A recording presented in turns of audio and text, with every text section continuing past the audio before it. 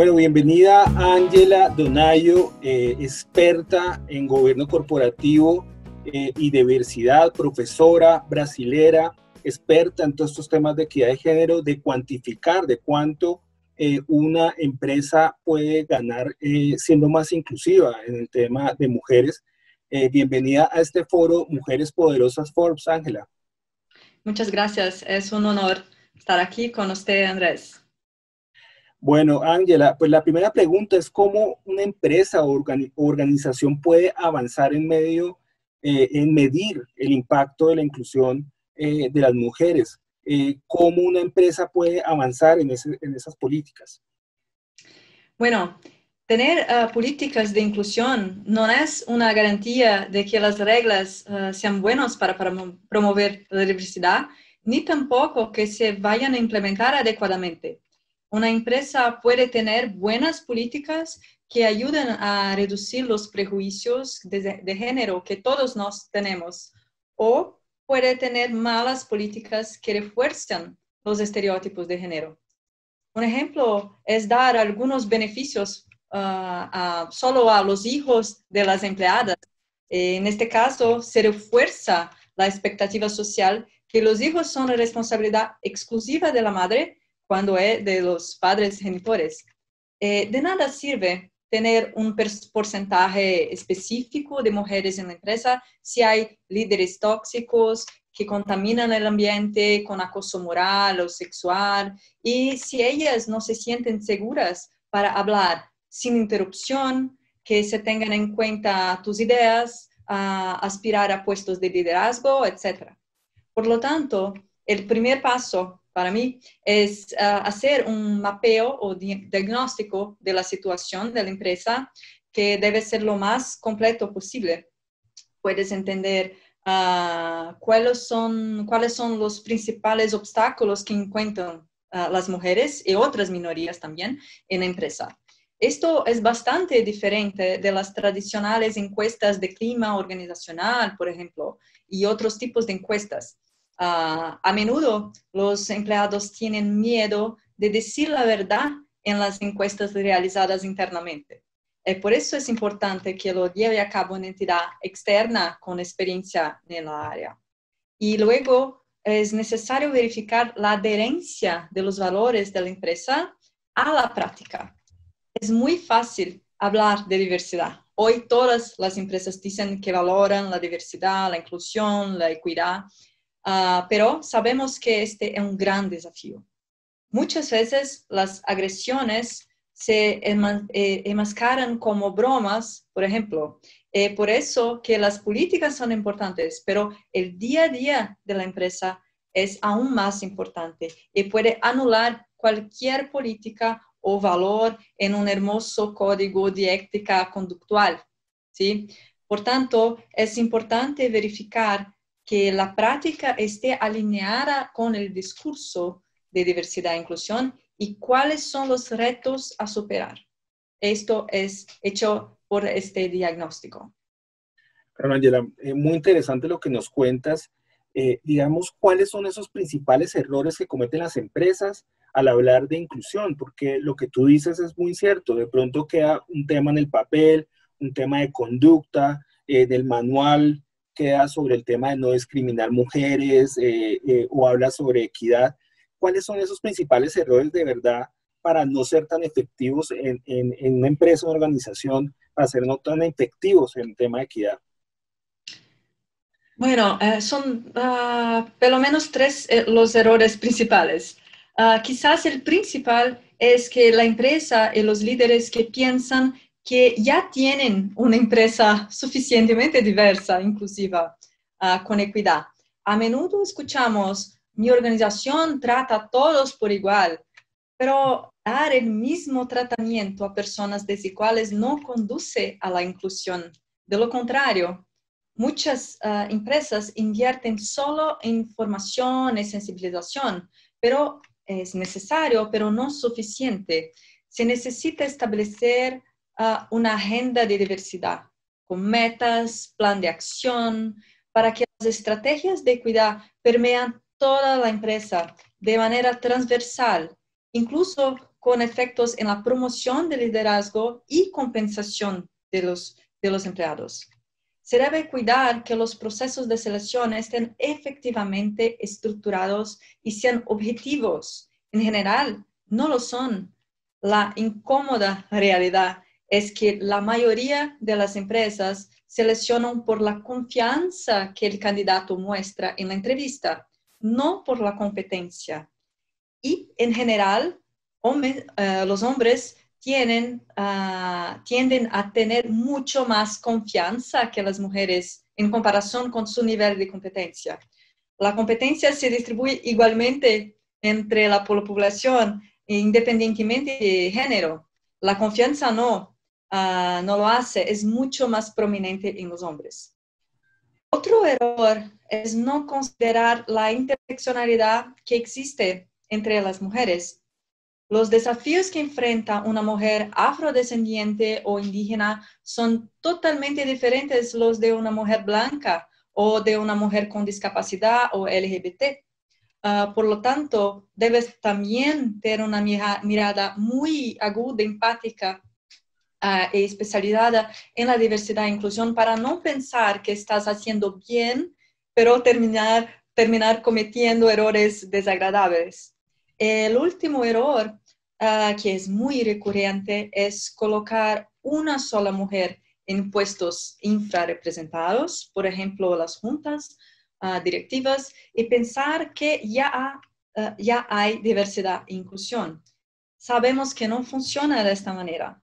El tokenismo o simbolismo lleva a las minorías a estar sujetas a estereotipos, lo que crea barreras significativas para que ellas puedan influir en las decisiones colectivas. Los miembros de un grupo minoritario solo dejan de ser un símbolo cuando se supera un cierto umbral, que se llama teoría de masa crítica, critical mass theory, en inglés. Y para que una minoría se escuchara en pie de igualdad en un grupo homogéneo, es necesario tener alrededor de 30% de representación. Por lo tanto, una mujer solo en el directorio o las juntas es importante, claro, pero no es suficiente. De lo contrario, sus puestos siempre serán considerados como los de un representante minoritario y no como parte de la alta dirección. En un estudio hay una observación muy, muy interesante de una directora con mucha experiencia en las juntas. Ella dijo, la etapa con una mujer es la fase de invisibilidad. La etapa con dos mujeres es la fase de conspiración. Si las mujeres se sientan juntas o se van al baño juntas, los hombres se preguntan, ¿lo que están tramando?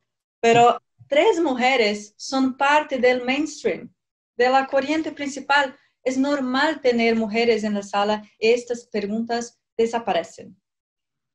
Listo. Bueno, ahí hay un tema muy importante. Lo que dices es muy, muy relevante, pero digamos, cuando uno habla con los empresarios, sus líderes, dicen, bueno, pero claro, yo hago un poco de estrategias para ser más inclusivo, pero eso monetariamente, o sea, esto, cuantificar estas políticas, entiendo que Ángela ha estudiado o ha trabajado en qué tanto una empresa puede mejorar sus ingresos, sus ganancias, siendo más inclusivo. ¿Cómo podemos, qué cuantificación podemos hacer para la equidad? Exacto.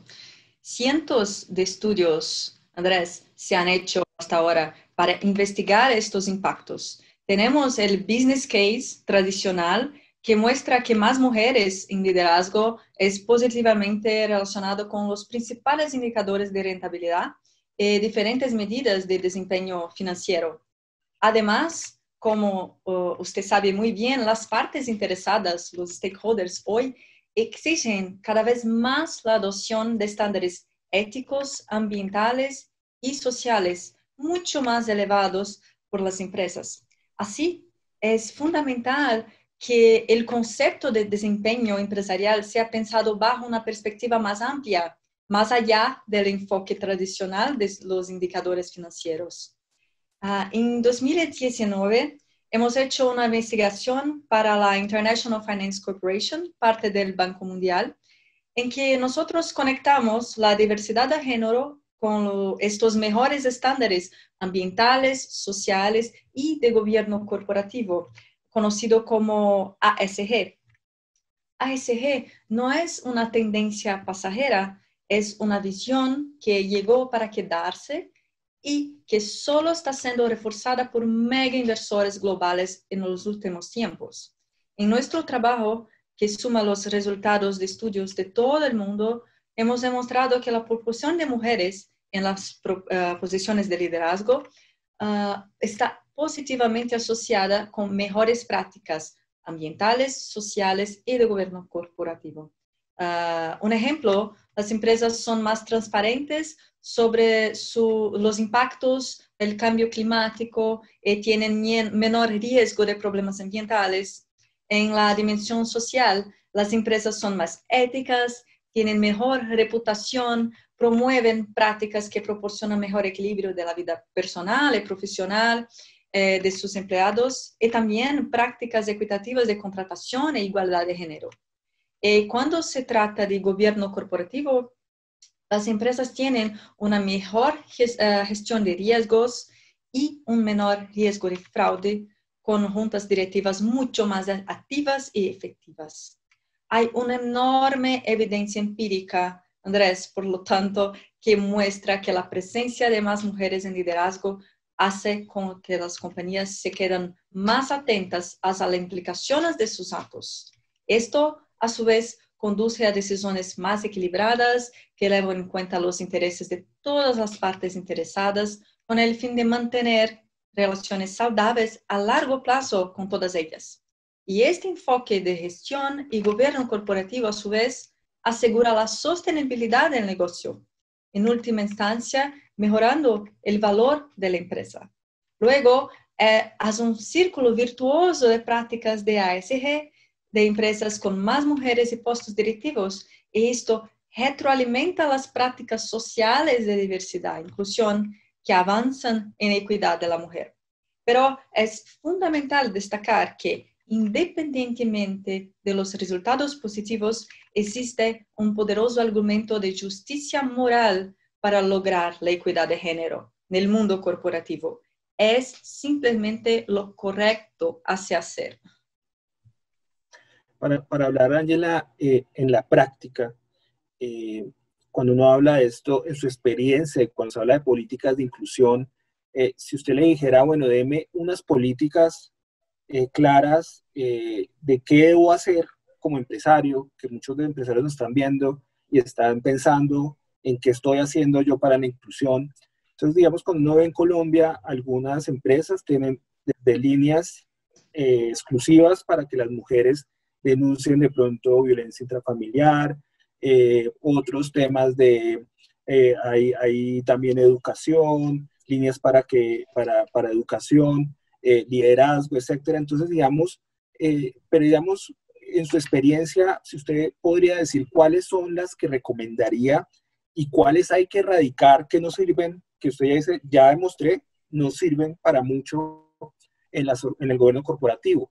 Incluso hay algunas empresas acá en Colombia y muy posiblemente en otras partes del mundo en que dicen que en las juntas deben tener tantas mujeres por obligación, por ley, por norma. Eso son cosas buenas, malas. Entonces, pues quisiera como que nos enfocáramos un poco en cuáles recomendaría y cuáles definitivamente dice, mire, esto se hace mucho y esto no es que sirva de a mucho. Okay. Bueno, recomiendo una inmersión profunda en temas de diversidad, principalmente las lideranzas, los líderes ejecutivos del área de gestión de personas. En esta inmersión, que no solo comprende la conciencia de la diversidad, se puede identificar que las prácticas habituales de selección y promoción de personas se pueden mejorar mucho con la adopción de criterios objetivos a través de la selección, evaluación de muestras de trabajo, la eliminación de CV, del currículum vitae. Cuidado con el lenguaje. Los estereotipos pueden activarse o desactivarse dependiendo de una pregunta aparentemente inofensiva que es sobre su género, cuál es su género o raza antes de comenzar un cuestionario, por ejemplo. Otra cosa que suele generar buenos resultados es tener un panel de evaluadores de 3 personas y, si posible, también diversas estas 3 personas, y en el pool de candidatos tener el objetivo de seleccionar al menos 2 representantes de minorías entre los candidatos finales. Esto aumenta enormemente la probabilidad de que se elija un candidato minoritario. Un detalle importante, no es necesario realizar el rediseño de prácticas para toda la empresa en su conjunto. Es muy saludable para la empresa permitirse experimentar y realizar pilotos. Por lo tanto, aprenderá qué funciona y qué no funciona para ella. Pero para eso es necesario que los líderes se guíen efectivamente por los valores de la diversidad e inclusión para tratar de hacerlo de manera diferente y ver que los resultados pueden ser sorprendentemente positivos. Siempre cuestionen si efectivamente estamos en un entorno inclusivo, en el que los líderes tóxicos no pueden prosperar, pero siempre fomentar liderazgos cooperativos, empáticos, humanos, que permitan la escucha y el aprecio de todos y el talento de cada uno. Solo así podremos estimular la inteligencia colectiva de los grupos y aumentar la participación de mujeres. Sí. Bueno, para cerrar un poco esta conversación tan interesante, Ángela, has dado unos temas muy importantes y muy prácticos, incluso para los empresarios. Y pues bueno, ubiquémonos un poco para terminar en esta coyuntura de reestructuración. Los negocios se están reestructurando. Desafortunadamente, en algunos puntos hay que sacar a algunos empleados por la difícil situación. Hay que replantear los presupuestos, replantear muchas cosas que el COVID ha dejado de replantear. Entonces, digamos, esta situación que estamos viviendo, ¿por qué la inclusión? Hay que pensar en estos momentos tan difíciles, ¿por qué la inclusión es importante? De pronto, si nos puedes dar algunas luces para los empresarios o a nosotros y a los empresarios para ver qué hacer en estos momentos con el tema de inclusión, en estos momentos tan complicados. Sí, bueno, en general, en tiempos como estos de crisis, las empresas tienden a enfocarse en la supervivencia y posponer el avance de otros temas, como por ejemplo, la inclusión. Pero la diversidad e inclusión es aún más importante en una situación como la actual. A partir de ahora, la palabra del día es resiliencia empresarial. Cuanto más diversa e inclusiva sea la empresa, más resiliente será para enfrentar el estado de impermanencia en el que nos encontramos.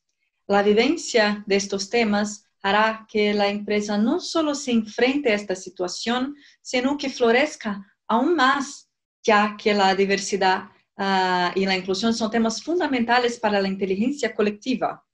Se encontró que 3 son los elementos asociados a una mayor inteligencia colectiva de los grupos. Primero, visión equitativa del tiempo de uso de la palabra entre los miembros. El segundo es la sensibilidad social media de los miembros, es decir, su nivel medio de empatía. El tercero es la proporción de mujeres en el grupo. Simple así. Así es, los estudios han demostrado que la proporción de mujeres está directamente relacionada con el nivel de inteligencia colectiva del grupo. No es una coincidencia que mega inversores como BlackRock, con más de $7 billones bajo gestión, exijan cada vez más diversidad de género en las juntas directivas, o los países latinoamericanos comienzan a actuar ahora o estarán en desventaja para recibir inversiones de estos inversores extranjeros, una vez que ellos priorizan cada vez más las empresas que toman en serio el tema de la diversidad de género. Las empresas de todo el mundo están saliendo de su zona de confort. La América Latina también debe hacerlo, no puede quedarse atrás. Asegurar la diversidad de género en su negocio es lo correcto hacer, así como una estrategia para garantizar la sostenibilidad del negocio y mejores resultados financieros. Solo con la inteligencia colectiva podremos salir de la crisis mejor de cómo entramos, celebrando todos los talentos y garantizando las bases de una cultura inclusiva en la que todos sientan que importan y sus individualidades sean respetadas y acogidas. Un entorno de seguridad psicológica en que las personas no tienen miedo de innovar, de no estar de acuerdo, de reflexionar y cooperarse entre sí. Esto es lo que necesitamos para superar los grandes desafíos que plantea la pandemia y la postcrisis. Bueno, muchas gracias, Ángela Donayo, experta en temas de diversidad en gobiernos corporativos, profesora, doctora. Y bueno, muchas gracias por todos estos minutos en este foro de Mujeres Poderosas Forbes. Muchas gracias, Andrés. Es un honor poder participar de esto. Gracias a usted, gracias a Forbes. Y bueno, sigan conectados con este foro de Mujeres Poderosas Forbes.